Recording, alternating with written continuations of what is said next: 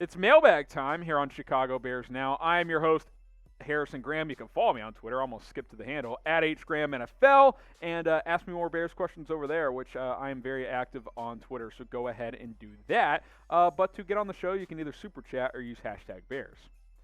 Let's go to a super chat here. Torian, got to drink up. $5 super chats equals drink up.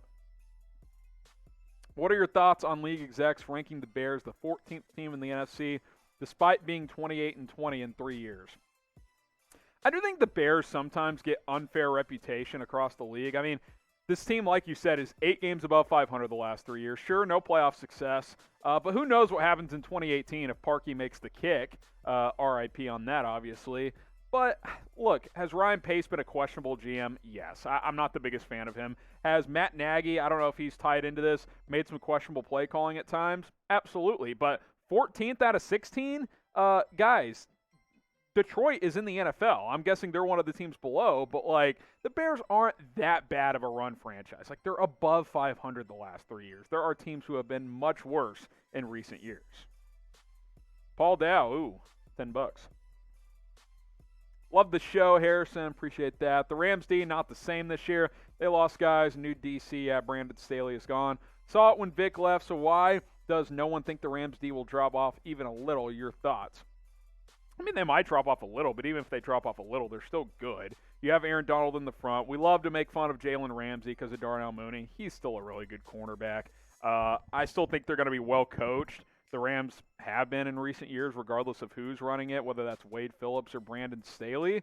Let fields loose, by the way. I don't know. I mean, you never really know how teams are going to look on either side of the ball until week 1, right? Like, this is all just projections at this point. I think the Rams are a good team. I think they're going to be good on defense. I think they have the best player in the NFL on defense in Aaron Donald. But, I mean, things can combat that, so we'll have to see how it plays out. Appreciate the question. Eric Freer is Pace hoping Perriman can be an A-Rob replacement. If he is, he should be fired because there's just no way that Breshad Perriman replaces Allen Robinson. Now, can Perriman be a good player? Can he be a number 3, a number 4 type of receiver? I think so. He's a big play weapon who averages like 16 yards a catch for his career. I'm excited to see him in this rotation, but he is not the long-term replacement for A-Rob. Like, if that's the approach, then that's being bad management. There's no way Pace is considering this a trial for Perriman to replace Allen Robinson. Jake from State Farm. Who is the X factor in the Rams game? That's a good question, Jake. We just kind of hinted at him. How about we'll have fun with this. How about Darnell Mooney? Could he be the biggest X factor? If the Bears had a quarterback that could hit some deep passes last year, if the O-line was a little better, especially in this game, Mooney could have gone for 200 yards against the Rams. He was getting open early and often. He's the guy that can take the top off the defense, but the Bears got a few of those guys now, and Marquise Goodwin, Bird, and we'll see if Perriman plays in week 1. I'm guessing he'll be active. But I think Mooney could be an X factor. Take advantage of man-on-man coverage situations and hit a couple of deep ones. That would be very, very, very good to see if Andy Dalton could connect with Mooney for a couple of touchdowns. Who do you guys think is the biggest X factor for versus the Rams? Is it Mooney? Is it someone on defense? Is it a different player? Is it a quarterback? Maybe you think it's Justin Fields coming in and changing the game. Let me know. We'll make this the pinned comment on today's show. The biggest X factor against the Rams is blank. Bears Forever 14, appreciate the $5. Cheers. Is a Bryce Callahan trade still on the table at this point? Love the content. Bear down, Harrison. Appreciate you for tuning in. Appreciate the $5. It seems unlikely. I'd put it at like one Smoking J. It's obviously always a possibility for teams to make a trade, but you get this close to week 1, even if you trade for him right now, he's probably not going to be ready for Sunday. So, you know, that's kind of where I'm at on that. I think if the Bears are going to add or trade for a corner, it'll be either because an injury pops up or these first couple of weeks, the Bears secondary is getting torched and the Bears feel like they have no choice but to upgrade. Howard Black, do you think the Bears could put together a package to get CJ Henderson?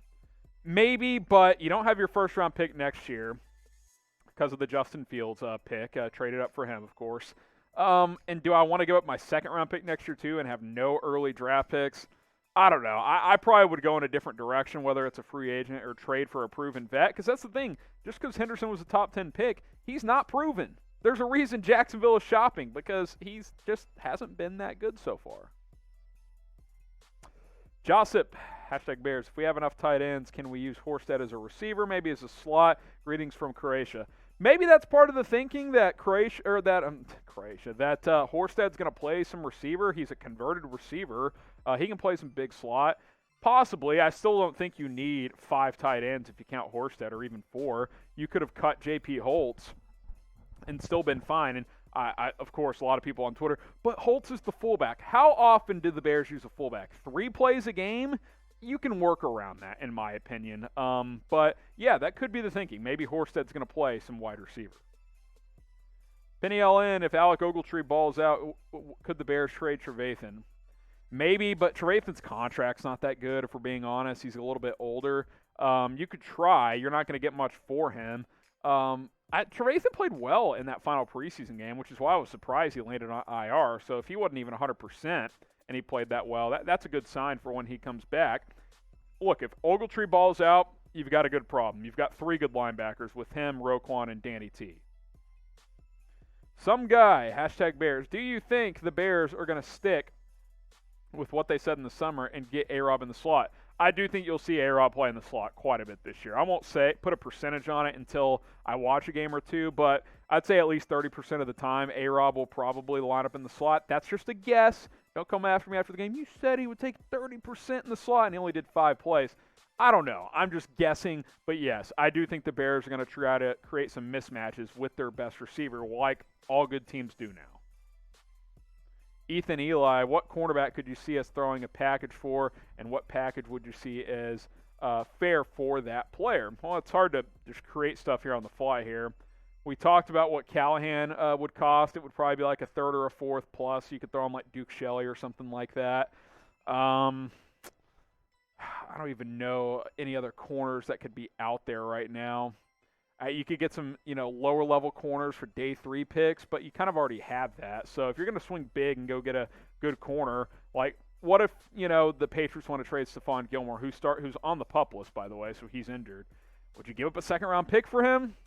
I don't know. Got to decide when those decisions come.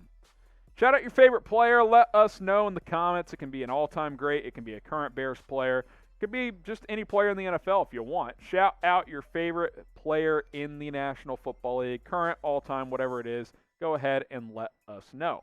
Maybe Justin Fields is your favorite player, and if it is, hey, go bet on him to win Rookie of the Year. Here are the Rookie of the Year odds. How about Mac Jones skyrocketing? Lawrence and Jones at plus 350. Justin Fields at plus 600, still ahead of Zach Wilson and Trey Lance. Wilson's obviously going to start week 1. Lance and Fields will not. What you're probably saying, what's plus 600? Well, you put down $10. If Fields wins Rookie of the Year, you'll get the initial 10 back plus 60. That's what those odds are. $10 on Mac Jones, you'll win 35. That's how that goes. You can bet on this and games and all other stuff at chatsports.com/Bears. That link will get you the promo code at BetUS, which of course is BearDown. Use the promo code BearDown, all one word, at the link below. You got to use that link. I can't emphasize it enough. So if you're watching right now, open up a second browser, Safari, Google Chrome, whatever. Type those words in, chatsports.com/Bears. Use the promo code BearDown, all one word. That's going to get you a 125% deposit bonus. Put that $100. They'll give you an extra $125 for free to play with during the NFL season. It's fun. It's easy to make money. Chatsports.com/Bears. Jason Paul, do you think the Bears should still fire Ryan Pace for overpaying Dalton and Quinn, forcing us to cut Fuller? I mean, the Bears have had about 7 reasons to fire Ryan Pace, right? And they haven't up to this point. I don't know if overpaying Dalton is like reason number 1 to do that. Look, when they cut Fuller, they had to do something. And I know everybody's like, well, they should have just cut Jimmy Graham. Yes, but cutting Fuller saved you $14 million. Cutting Graham only saved $7. So you would have had to do more. Now, you could have cut Jimmy Graham, extended Allen Robinson to lower his cap hit for this year, and then maybe cut another player. But you would have had to make other decisions. So do I love Ryan Pace? No. Is he a great GM? Not really. Has he done some good things, though? Yeah, he has. I think he's found some hidden gems in the draft, but he's been very inconsistent. Him and Matt Nagy are going to live or die by Justin Fields. That's simply what this comes down to. Keith Riggle. Is Danny Trevathan hurt, or are they auditioning Alec for the starting job? No. Guys, the Bears can't mess around. Like, if Trevathan was 100%, he'd be out there. Now, I think he could play, but he'd be like 75%. So they're short-term IR. He'll miss the first 3 weeks. Bears feel comfortable with the depth at inside linebacker, and they're going to go play ball. It's just as simple as that. So, and the goal, Matt Nagy said, is to get him back to be 100%, not only right away, but hopefully for the rest of the season, rather than playing him at 75-80% the entire year. Hopefully that happens for Danny Trevathan. Hopefully you guys are subscribing as well. I'm trying to hit 32,000 subs by kickoff on Sunday. We're about 360 away. It's a lofty goal, but I think we can get there if you help us out. Hit that subscribe button. It's youtube.com/BearsNow. We'll bring you the latest Bears news and rumors. Plus, we're going to have a live watch party for Sunday Night Football where I break down every single play, injury updates throughout, stats, all that good stuff. We'll have live play-by-play. So subscribe and join us on Sunday night. El Nino, forgot who said this, but they said if Dalton gets hurt or struggles, they should put Foles in because if Fields is ready, then he should start. Thoughts? Well, Matt Nagy has basically shot that down. He says he's comfortable putting Fields in the game at this point. So I think if Dalton gets hurt, it will be Fields. If I had to guess, Foles will be inactive on Sunday. I don't think they'll have 3 quarterbacks active. So if I'm wrong, I'm wrong. But I think if Dalton plays bad or gets hurt or whatever, and they want to put another quarterback in there, I do think it'll be Justin Fields.